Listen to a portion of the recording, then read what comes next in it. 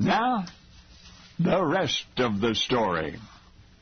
In a discovery so important, the experts had to be certain. Could this rag parchment which they were studying, could it possibly be the lost map of King Louis XIV? If so, it would be worth millions of dollars. Millions. But that's not the only price tag. He called himself the Sun King, you know. Such was his self-supposed brilliance. His 7 decades' reign was dedicated to glorifying his monarchy. That was Louis XIV of France. He directly inspired and encouraged much great art and literature. He practically invented the ballet. Fond of architecture, he got the Louvre completed, got Versailles constructed. And then one day, Louis reclined on his throne and wished to survey with his own eyes all of his accomplishments all at once. So he commissioned a map of his kingdom within 120 square miles of Paris, every city, every shrub, everything. For the task, Louis chose the best, Edmund Halley, first forecaster of the famous comet, Isaac Newton, discoverer of gravity, and a ponderous list of then living legends. True to Louis's form, the map was not only to be scientifically precise, but exquisitely beautiful, and thus the Seine River was to be both accurately represented and a most marvelous shade of blue. Understandably, it's a large map, 5 feet by 4 feet. The parchment's divided into 9 pieces, each mounted on a cardboard-like backing. Now, Frederick Bean is chairman of the Department of Geography at Indiana-Purdue University in Indianapolis, and when he first encountered King Louis's map, he rubbed his eyes. 17th century, surely, but could it be the map? The one so frequently described in history books? Well, a stroke of a soft cloth removed some of the pigmentation. Watercolor. Indeed, Louis's lost map had been produced in watercolor. There have been many tests and much observation since, but now there is no question the huge map is a genuine 3-century-old graphic treasure, the very same map commissioned by the Sun King himself. Perhaps $10 million worth of rag parchment. Over its surface once brushed the hands of Edmund Halley and Isaac Newton and a host of that era's leading scientists. It's a page of history come to life, tangible proof of a glorious past, and it might never have been found if not for Ed Jones. The university got the map from Ed Jones, 41, a resident of Indianapolis. Ed says he found it, sort of. Ed's a flea market fanatic. He loves to rummage through garage sales and such. He got the map from a local junk shop, bought it, brought it to authorities, a 2-dimensional testimony to the majesty and the majesty of 17th century France. A museum piece worth probably $10 million. To the junk shop proprietor, Ed Jones had paid $3. Now you know the rest of the story. And now the rest of the story. I inherited my love of garage sales, yard sales, and picking through thrift stores from my mother, much to the chagrin of my wife. I love the thrill of it. You never know what you may find. But the trick is to be able to identify something of value. Through the years, I've probably overlooked thousands of dollars worth of valuable items, just like some of these. In 2012, Zachary Bodish paid a visit to a thrift store in Columbus, Ohio. In a stack of framed pictures, he saw an old reproduction poster for a Pablo Picasso art exhibit. The price tag was $14.14. It was kind of high for a poster in a cheap frame, but he thought it looked neat. Zachary bought it and took it home. Before hanging it on his wall, he noticed some red markings on the poster. After doing some research, Zachary realized that this was a print most likely signed by Picasso himself. He eventually sold the poster for $7,000. In 2007, Laura Stouffer an art dealer and collector, visited a thrift store in Summerville, South Carolina. There she found a framed print of a painting from the mid-1800s. This was a print, not the actual painting. She paid just a few dollars for it and took it home. Laura was curious and wanted to see if there were any markings on the back of the print. She removed the cardboard backing and found something hiding between the backing and the art print. It was a movie poster from the 1930 Oscar-winning film All Quiet on the Western Front. It was determined that hers was a rare original movie poster and not a print. That original movie poster was valued at up to $20,000. Wow. In the winter of 2012, Beth Feedback visited a Goodwill store in North Carolina. She'd been on her way to an art show where she hoped to sell some of her own paintings. It was a cold day and Beth stopped at the store to pick up a cheap blanket and to look for some art canvases. Now, to save money, she often purchased paintings from thrift stores which were lacking in artistic style, and then she would just paint over them. This way was cheaper than purchasing new canvases. At this Goodwill store, Beth saw a few paintings for $10 each and thought a little more about them. A friend of Beth saw the paintings and suggested that she do further research before painting over them. If she hasn't yet, Beth needs to thank her friend because one of the paintings was called Vertical Diamond by a famous 20th century artist. Beth eventually sold the painting for $34,375.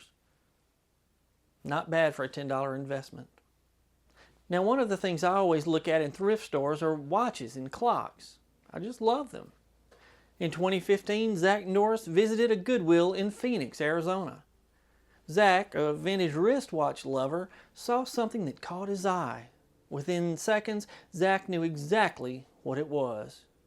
It was a 1959 Jaeger-LeCoultre deep sea alarm watch. Only 900 of them were made. The price tag was marked at $5.99. $5.99. If it was a knockoff or fake, Zach still had a neat looking watch. He gladly paid the $5.99 and had a professional inspect it. Well, it was not a fake. The watch was authenticated. Zach sold the watch for $35,000 cash. But wait, so Zach wouldn't go away without a watch of his own. As part of the deal, the buyer included a $4,000 Mega Speed Master Watch.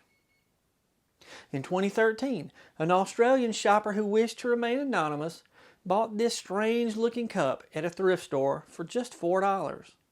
The cup had a unique design and didn't feel like any other cups that you and I would normally use. Perhaps it was just for decoration. The buyer learned that the cup was a 17th century libation cup from China that was made from the horn of a rhinoceros. Sotheby's auction house sold the libation cup for $75,000. In 2005, a Philadelphia woman who also wanted to remain anonymous saw this necklace in a flea market. She considered the $15 price tag cheap for a necklace as bold as this one is. 3 years later, she was getting dressed for a visit to the Philadelphia Art Museum to see the Alexandra Calder exhibit. As the final accessory for her evening attire, she fastened the necklace and set off. While in the museum, she noticed that some of the necklaces on display were similar to the one she was wearing. Well, she showed her necklace to some of the experts at the exhibit, and they agreed it was authentic. It was a 1940s necklace by Calder himself. They valued the necklace at $300,000. Now in England, Robin Dervell was at an auction where he bought a box of old junk for $46. Included in that box of junk was a postcard-sized painting. Robin thought less about the painting than some of the other items in the box, and he put the postcard-sized painting in a drawer and forgot about it. 10 years later, Robin found the painting again and gave it to his son, Rob. Now, Rob wanted to know more about the painting. Surely there was some sort of a story behind it. He found a faint signature on the back of the landscape and had experts examine it. Robin and Rob learned that the postcard-sized painting he bought in a box of junk at an auction for $46 was an original painting by the early 19th century English artist John Constable, worth over $390,000. Now take a look at this. Surely you'll recognize the Declaration of Independence. Now, before I lose you on this one, let me say first that the original Declaration of Independence was not found in a thrift store. But in 2006, Michael Sparks visited a thrift shop in Nashville, Tennessee, where he found a reproduction of the Declaration of Independence. Now, if you've ever visited any of the tourism spots in the Northeast where the colonials fought the redcoats, you'll know that you can buy a copy of the Declaration on aged parchment for about $10. But the copy Michael found that day looked to be a very good reproduction, and at $2.48 it was cheaper than the ones available at tourism sites. Michael paid $2.48 for it and brought it home. But this was more than just a cheap copy made for tourists. Michael bought one of only 200 official copies of the Declaration commissioned by John Quincy Adams in 1820. Now, John Quincy Adams was the 6th President of the United States, son of founding father and 2nd President of the United States, John Adams. Of the 200, only 35 had been discovered, and after being authenticated as the 36th official copy, Michael sold his $2.48 thrift shop find for $477,650. Wow! Take this example. A scrap metal detector who wished to remain anonymous was looking in a flea market in an undisclosed location when he saw an ornate golden egg in a showcase. Now let's stop right there. When I first learned of this story, I did not believe it at all. The story sounded fake. Well, just listen. The price tag on the golden egg was $14,000. Now that's way out of my budget.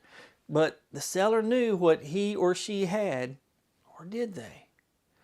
The scrap metal dealer used an electronic gold tester and determined that it was real gold.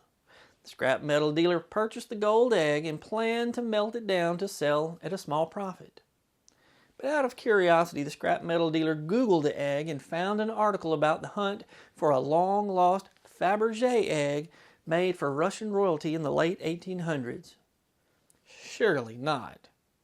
The scrap metal dealer took the egg to Fabrice J expert and antiques dealers in London who confirmed its authenticity. The scrap dealer sold the Fabrice J egg for an undisclosed amount, but it was valued at an estimated $33 million. Now, I still wouldn't have taken the chance on a $14,000 golden egg. So be careful before you donate things to thrift stores or throw things away. You may have a fortune just sitting around gathering dust. Well, like this one. A fisherman in the city of Puerto Princesa in the Philippines kept this thing, a 2-foot-long rock weighing 75 pounds, under his bed as a good luck charm for 10 years. He just thought it was a large rock. Well, in 2016, the fisherman decided to have someone look at his good luck rock.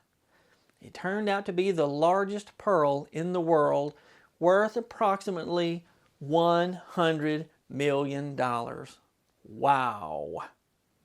Now, if you're like me, after hearing this, you'll be taking a closer look at everything in your house or maybe out to your local thrift store. Maybe I'll see you at one of my local thrift stores searching for my diamond in the rough. I'm Brad Dison. Thanks for watching. And now you know the rest of the story.